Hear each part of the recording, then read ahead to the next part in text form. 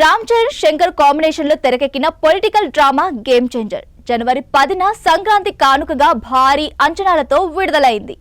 ఈ సినిమా తొలి రోజే కాస్త నెగిటివ్ టాక్ రావడంతో అభిమానుల్లో నిరాశ ఎదురైంది. దీంతో కలెక్షన్స్ పరంగా కూడా అనుకున్నంతగా రాబట్టలేదని తెలుస్తోంది.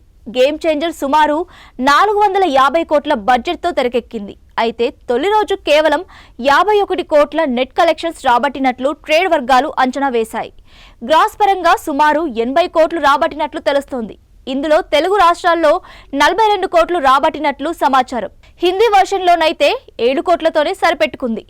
తమిళ్లో 2.1 కోట్లు, అలాగే కన్నడలో 10 లక్షలు, మలయాళం 5 లక్షల వరకు గేమ్ చేంజర్ రాబట్టింది. సాట్నిలిక్ ప్రకారం గేమ్ చేంజర్ దేశ వ్యాప్తంగా 17,161 షోలలో 9.39 లక్షల టికెట్లను బుక్ మై షో విక్రయించింది. కేవలం ముందస్తు బుకింగ్లతో ప్రపంచ వ్యాప్తంగా 26.8 కోట్లు ఆర్జించింది.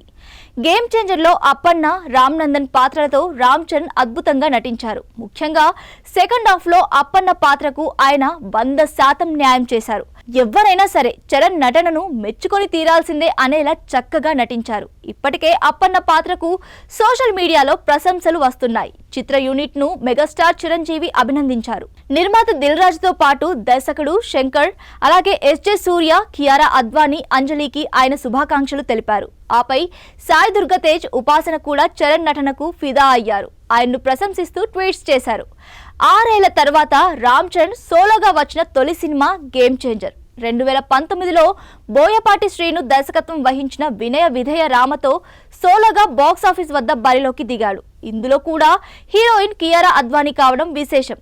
అయితే అప్పట్లో మొదటి రోజు ఈ సినిమా ప్రపంచ వ్యాప్తంగా 34 కోట్ల నెట్ సాధించింది. గ్రాస్ పరంగా 68 కోట్ల వరకు ఓపెనింగ్ ను క్రియేట్ చేసింది.